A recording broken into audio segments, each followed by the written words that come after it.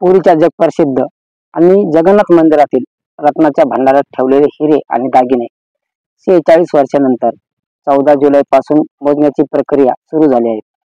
ही गणना शेवटची 1978 मध्ये करण्यात आली होती। मात्र 1978 नंतर हे रत्नाचे भंडार डिसेंबर 1982 ते जुलै 1985 मध्ये अनेकदा उघडण्यात आले। मग ते दागिने मोडण्यासाठी नव्हे तर जगन्नाथासाठी लागणारे काही दागिने काढण्यासाठी आणि दुरुस्तीसाठी उघडण्यात आले होते। नियोजित आणि शुभ वेळेवर सोमवारी दुपारी ठीक 1:28 11 सदस्याचे पथक सर्व आवश्यक उपकरणासह रत्न भंडाराच्या आत गेले।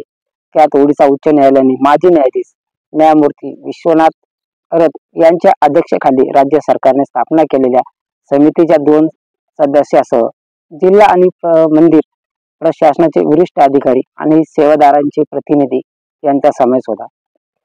सायंकाळी 5 वाजण्याच्या सुमारास चमू निघून गेल्यावर श्री जगन्नाथ मंदिराचे मुख्य प्रशासक डॉक्टर अरविंद पाथी यांनी पत्रकारांना सांगितले की आज केवळ बाहेरील रत्नाच्या भंडारात ठेवलेले दागिने मंदिराच्या आतील तात्पुरत्या स्ट्रॉंग रूम मध्ये हलवण्यात आले असून हे सील करून चावी लावण्यात आली आहे। जिल्हा प्रशासनाकडे वर्ग करण्यात आला आहे। तर जिल्हा तिजोरीत ठेवलेले आतील रत्न भंडाराचे 3 कुलूप चावीने उघडण्याचा प्रयत्न केला, मात्र ते उघडले नसल्याने डॉक्टर अरविंद पादी यांनी सांगितले। त्यानंतर राज्य सरकारच्या नियमानुसार मंदिर प्रशासनाचे कुलूप तोडले आणि प्रशासनाला दुकानात अनेक चेस्ट आणि कपाट सापडले, पण खूप उशीर झाल्याने ते उघडले नाही आणि रविवारी सर्व दागिने हलवणे शक्य नव्हते। डॉक्टर पादी यांनी स्पष्ट केले की सोमवार हा महाप्रभूची बहुधा यात्रा आणि परतगमन असून ती यशस्वीपणे पाडण्यासाठी जिल्हा आणि मंदिर प्रशासनाचा महत्त्वाचा आहे। त्यामुळे राज्य सरकारशी चर्चा करून आम्ही या यात्रा काढण्याचा विचार करत आहे। बहिरा रत्न भंडार आम्ही ते उघडण्यापासून आणखी 2 दिवस घेऊ आणि तेथून सर्व दागिने तात्पुरत्या स्ट्रॉंग रूम मध्ये घालू।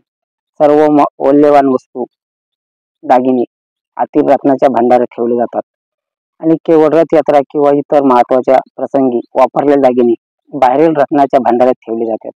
आतील रत्नाच्या दुकानातून हस्तांतरित केल्यानंतर सर्व दागिन्याची दुरुस्ती केली जाईल। आतील रत्नाच्या दुकानातून मुख्य प्रशासक आणि अरविंद पादी यांनी रत्न भंडार संचाराच्या सुरक्षेला आणण्यासारे महत्त्व असल्याचे स्पष्ट केले। ते म्हणाले की भारतीय पुरातत्व आणि सर्वेक्षण आतील रत्न स्टोअरची दुरुस्ती केल्यानंतर तात्पुरत्या स्ट्रॉंग रूम मध्ये ठेवलेले दागिने आतमध्ये आणले जातील आणि त्यांची मोजणी केली जाईल। मतमोजणी प्रक्रिया किती दिवस सुरू राहील असे विचारले असता त्यांनी कोणतीही तारीख निश्चित केलेली नाही असे त्यांनी सांगितले। तर 46 वर्षापूर्वी काय झालं होतं त्यावर थोडी चर्चा करू यावेळी। ही प्रक्रिया 13 मे 1978 ते 23 जुलै 1978 पर्यंत सुरू होती, म्हणजे 70 दिवस चालली होती।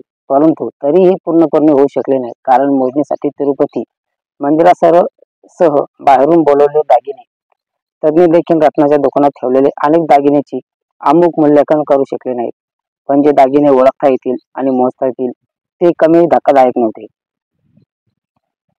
आणि रत्न भंडारामध्ये एकूण 747 प्रकारचे दागिने सापडले। त्यात 12,838 तोळ्याचे दागिने आणि 22,153 तोळे चांदीचे दागिने याशिवाय हिरे आणि रत्नांनी बनलेले अनेक मौल्यवान दागिने आहेत।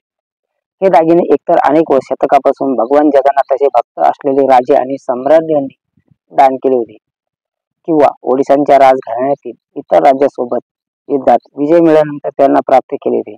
हे मौल्यवान दागिने लुटण्यासाठी 15व्या आणि 18व्या शतकाच्या दरम्यान मंदिरावर किमान 15 बाह्य हल्ले झाले होते। त्यापैकी शेवटचा हल्ला बंगालच्या तत्कालीन सेनापती मोहम्मद तकी खान यांनी 1731 साली केला होता। या हल्ल्यात अनेक मौल्यवान दागिने लुटले गेले, परंतु असे असूनही रत्नाच्या भंडाराच्या मजबूती आणि जटिल सुरक्षा व्यवस्थेमुळे बहुतेक हिरे आणि रत्ने सुरक्षित राहिले। असे मानले जाते की रत्नाच्या दुकानात हिरे, मोती आणि सोने इतर अनेक मौल्यवान दगडांनी बनलेले असंख्य दागिने आहेत, ज्यांची किंमती शेकडो कोटी रुपये आहेत. तज्ञांच्या मते यावेळी डिजिटल तंत्रज्ञानातील प्रगतीमुळे मतमोजणीला इतका वेळ लागणार नाही. मात्र ही प्रक्रिया संपूर्ण होण्यासाठी किती वेळ लागेल हे सांगणे देखील कठीण आहे. आणि रत्न भंडारामध्ये स्थापन केलेले सर्व समितीचे अध्यक्ष आणि न्यायमूर्ती विश्वनाथ रथ यांनी सांगितले आहे की सर्व दागिन्याच्या मोजणीसोबतच त्यांचे मानके ठरले जातील आणि त्यानंतर त्यांचा डिजिटल कॅटलॉग तयार केला जाईल आणि 1978 मध्ये नोंदवलेल्या दागिन्याच्या यादीशी तुलना केली जाईल. सर्व दागिने आहेत की नाही हे पाहिले जाईल. दर 3 वर्षांनी याची तरतूद केली जाते. राज्य सरकारने श्री मंदिर कायदा 1960 द्वारे मंदिराच्या व्यवस्थापनाची जबाबदारी स्वतःवर घेतली आहे, जी पूर्वीच्या गजपती महाराजांची जबाबदारी होती. दर 3 वर्षांनी रत्नाचे दुकान उघडून त्यात साठवलेल्या दागिन्याची यादी तयार करण्याची तरतूद या कायद्यात आहे. असे असतानाही गेल्या 46 वर्षात रत्नाचे दुकान सुरू करण्यासाठी कोणत्याही सरकारने पुढाकार का घेतला नाही याची उत्तरे आज कोणाकडेच नाही. रत्नाच्या साठ्याबाबत अनेक दंतकथा आणि अंधश्रद्धा आहे. याचे कारण असू शकतात.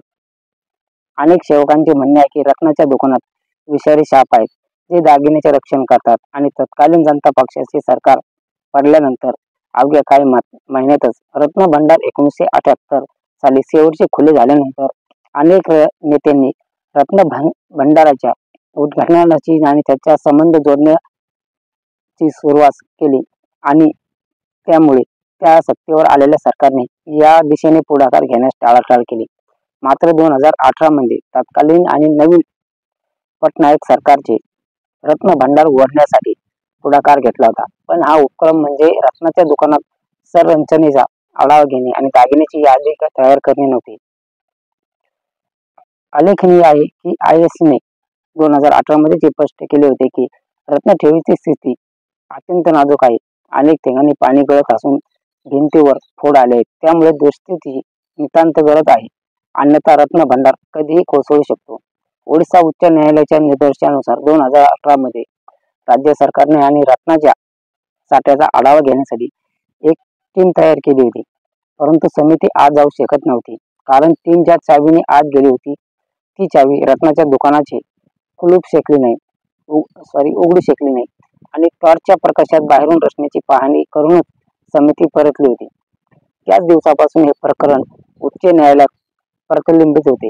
गेल्या मार्च मध्ये उच्च न्यायालयाच्या आदेशानुसार तत्कालीन नवीन पटनायक सरकारचे सर्वोच्च न्यायालयाने माजी आणि न्यायमूर्ती अपराजित पासायन यांच्या अध्यक्षतेखाली एक समिती स्थापन केली होती, जी रत्न भंडाराची दुरुस्ती आणि त्यात ठेवलेल्या दागिन्याची मोजणी करणार होती. मात्र निवडणुकीनंतर मोहन माळी यांच्या नेतृत्वाखाली राज्यात स्थापन झालेल्या सरकारची जुनी समिती बरखास्त करून न्यायालय रथ आणि अध्यक्षाच्या नवी समिती स्थापन केली. राज्यात नुकतीच पडलेल्या विधानसभा निवडणुकीत रत्न भंडारची हरवलेली चावी हा प्रमुख मुद्दा राहिला. प्रचारादरम्यान पंतप्रधान नरेंद्र मोदीसह भाजपच्या सर्व नेत्यांनी जवळपास प्रत्येक निवडणुकीच्या सभेत या मुद्द्यावरून नवीन पटनायक सरकारला धारेवर धरले होते. नवीन पटनायक यांच्या आवडत्या विखे पडियलने नाव न घेता PM मोदी म्हणाले की हो तामिळनाडूमध्ये गेले नाही. नवीन पटनायकच्या सरकारच्या काळात रत्ना भंडारामधून अनेक दागिन्याचे तुकडे गायब झाले होते असा त्याचा अर्थ होता. पण गोत्यात उभे असलेले नवीन पटनायक सरकार आणि आरोपांना कोणतेही समाधान उत्तर देऊ शकले नाही. निवडणूक आश्वासनाप्रमाणेच भाजप सरकारने रत्न भंडार उघडला, पण 1978 मध्ये बनलेल्या मंदिरातील सर्व दागिने सुरक्षित आहेत की नाही हे पाहणे आता बाकी आहेत.